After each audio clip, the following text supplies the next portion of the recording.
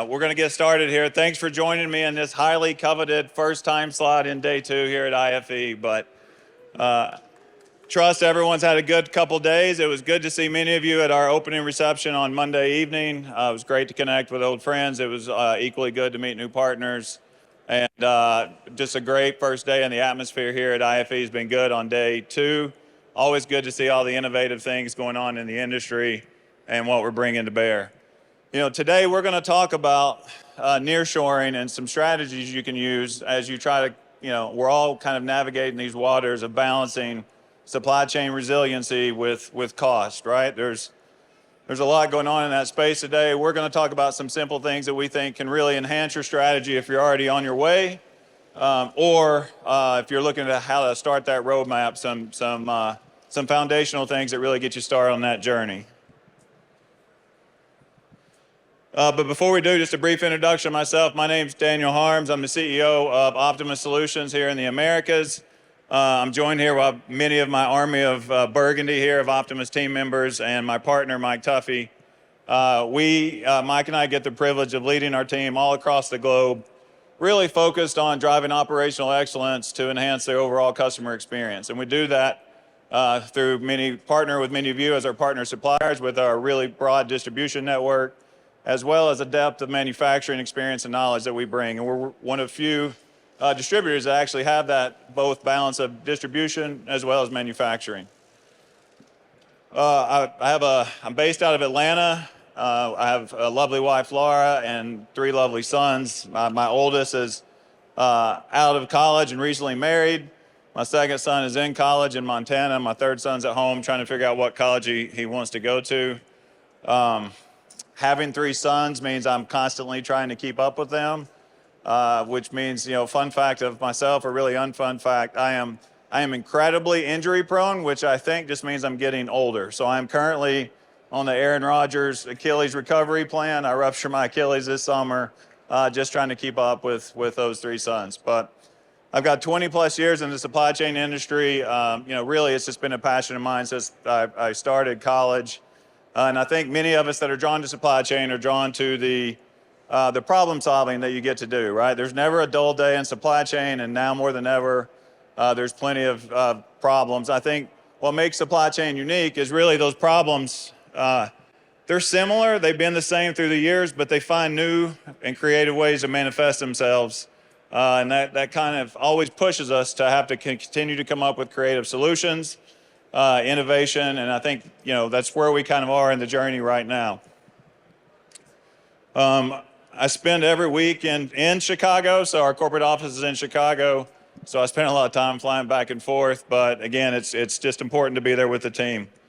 So let's jump into the topic. As I said, we're going to talk about nearshoring and why it's important. And I think as you think about the balance that we're trying to find now with this supply chain resiliency, continuity, takes on different words, but really, for many years, it was service, quality, and costs, but cost was always kind of a leading driver of solutions.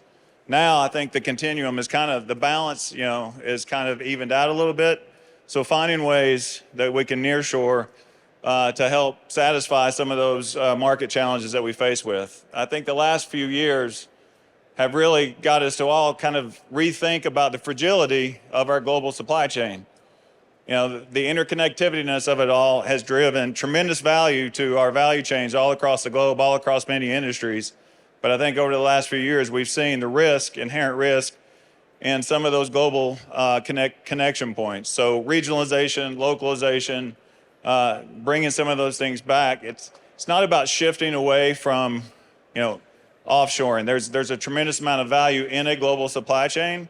But now I think it's about being strategic, looking for areas that you can bring back, and we're going to talk a little bit more about that today. World affairs, even this week, look, we've seen, world affairs continue to have impacts in our supply chains, whether it's wars, threats of wars, certainly natural disasters. Each of these in the last just 12 months have had a major impact in our supply chain. Labor force, how do we continue to attract labor? We all know this is a sexy market, but the next generation don't necessarily think of it that way. So we have to continue to find ways to either mitigate the demand on on labor, or how do we find ways to create an attractive market to bring labor in? Raw materials, something we all, maybe took for granted for a while that, hey, we've got raw materials and they're always going to be there. We've seen the shortages and what, just as, if you can't bring in the raw materials we need to build our product, then we're obviously, we're all struggling with that from a manufacturing standpoint. And logistics, logistics always finds itself on a continuum of supply and demand, cost, service. But in the last few years, we've really seen that pendulum swing very, very violently in some regards, left or right. So all these things are helped by nearshoring. And now look, I would love to be able to sit here and tell you I was the genius that came up with nearshoring. But as you see, like over 70% of our manufacturers, did it advance? You see it? Sorry. Over 70% of executives in North America and Europe, this is something that they're all approaching in the boardrooms. They're either already on their journey of nearshoring, it's something they're talking about embarking on. And, excuse me, I think I unplugged the presentation. And to a lesser extent, China. So I think 54% of the executives that were polled in China are looking at nearshoring, and that kind of makes sense because a lot of what we're talking about nearshoring is coming out of that area. So today we're going to talk about 3 best practices that should, again, enable or unlock the value if you're going on that nearshoring journey. Number 1 is implement in stages. So we spent decades moving things offshore to really drive the value in our supply chains. I think today, we're not looking to bring everything back. It's about finding those key and strategic items that make sense, whether that's high risk, high turn types of products, things that have short, quick turnarounds. Where do you have the most disruption in your business today? Those are items that may make sense for you to bring back. You want to think of this kind of in stages, like crawl, walk, run. 2, find the right partners. Again, look, there's inherent risk in making a change. So this is something that you want to make sure as you're evaluating who you're going to partner with, that you're finding the right partners. And 3, really use data to help drive those decisions, right? Don't just go into this, I tell the team all the time, let's show me with the data, don't tell me the answer, let the data feed your decision making. So we're going to go into each one of these in more detail in the coming slides. First, as I said, implement in stages. And what do I mean by that? This will look different across multiple industries. But there's going to be particular products that make sense, product families, product types, product characteristics. As I said, those high turn, high risk parts are just natural candidates that you would want to evaluate. Those would be the ones you want to start with if you're going to start your nearshoring journey. Secondly, you want to leverage your local distribution center network. It may seem obvious, but if you're going to make the investment in nearshoring, you want to make sure you have those local distribution centers so that you have access to the goods, that you can see them, touch them, and also you have the resources that come supporting those distribution centers. And so you get the full value add of having that product positioned in your value chain closer to the point of use. And then third is, again, find the right partners. But when we talk about that, it's finding partners that have multiple sourcing options, right? Again, today there's no single solution to the problems that we're facing. So if you can find a partner that has both the breadth of a distribution network and a manufacturer, or you have somebody that can operate in the country that you're in today and the country that you want to nearshore into, those are the types of things you want to look for when you're evaluating the stages of which you want to implement this in. So let's talk about finding partners, right? Again, I mentioned there is inherent risk in making this change, right? There's costs. I mean, if you're moving from a low-cost solution to improve your resiliency, there's inherent costs in making a transition.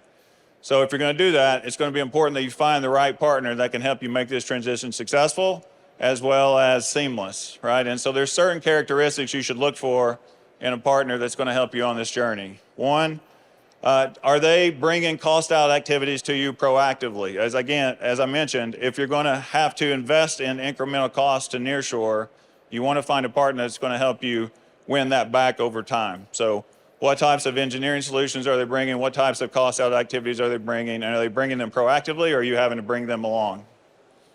I think two is in-house testing. So none of us want to sacrifice quality as we look at changing our sourcing locations, right? So how do you evaluate the types of quality procedures that exist in a partner? Do they have in-house testing? Do they have automated inspection devices? Do they have PPAP services if your product, requires that type of certification? So you want to make sure you have a partner that can provide these, and particularly, in-house rather than having to send them out and then bring them back in. I think thirdly, on-hand expertise. We mentioned having those local distribution centers or local presence in those countries. Like, do they have engineering solutions? Can they partner with you and go into those OEMs and do the line walks and look for the types of opportunities that are going to be there? Because you're starting in segments, but as you bring more product into these new locations, you're going to want to have a partner that has the types of services that can help you continue to expand in those areas. And then lastly, certifications. So don't just take their word for it, right? None of us would say anything that isn't true, but I think there's certification, agencies out there, IETF, ISO, or two that Optimas uses to get certified in every year.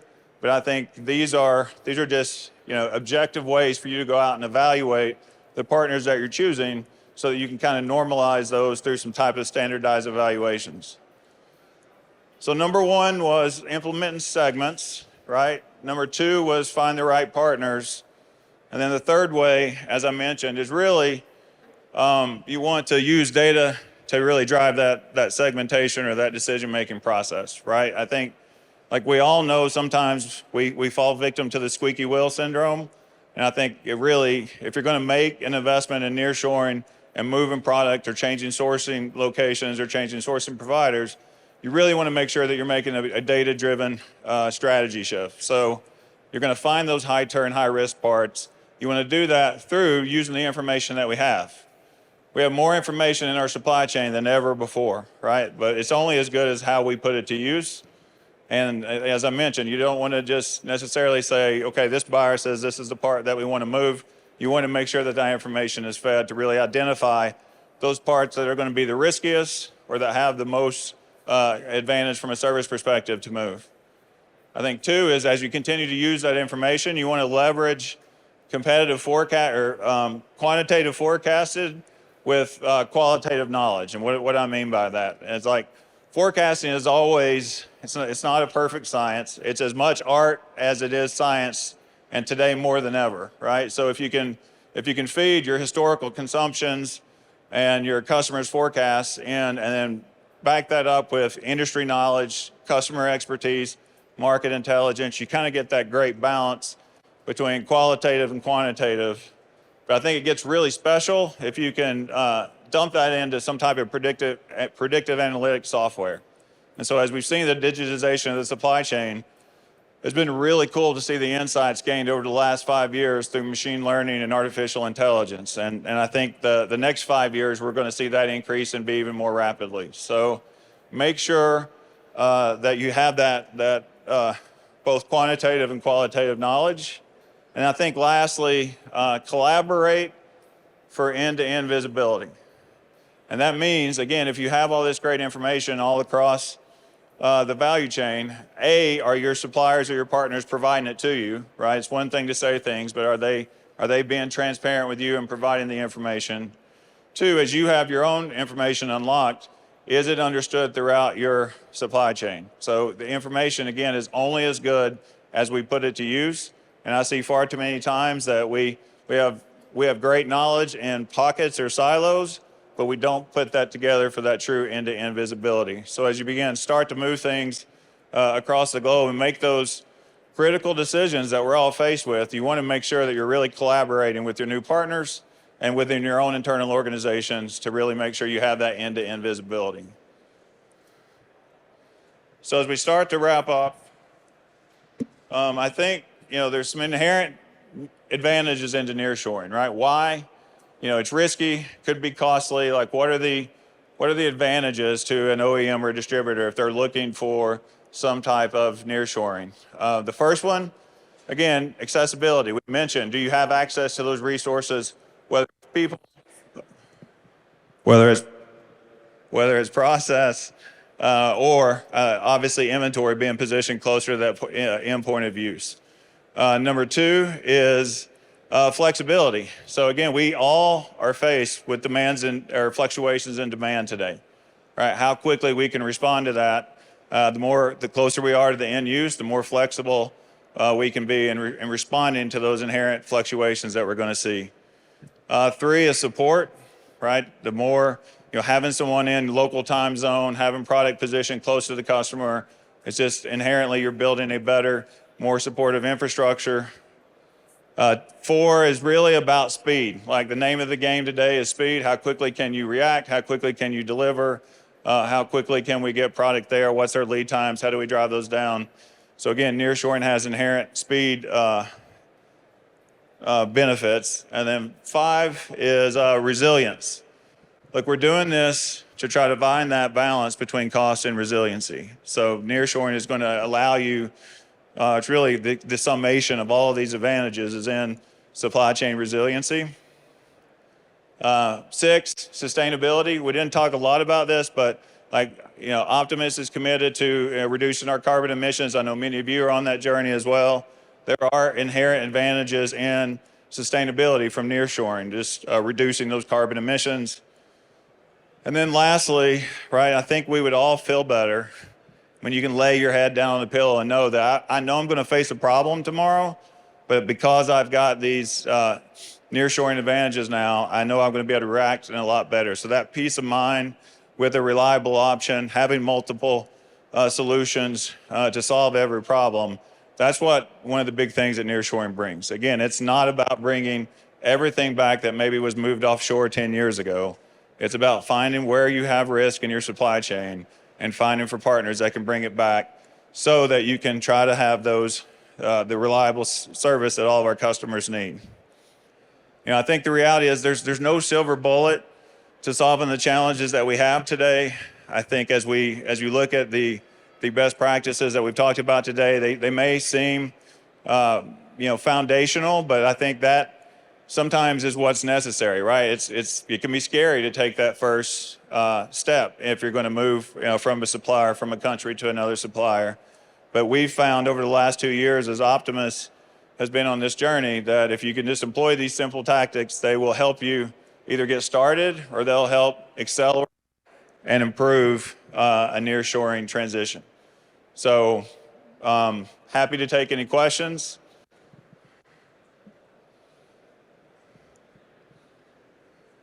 Fantastic. That means I did an amazing job, and if it's not what it means, that's what I'm going to think anyway.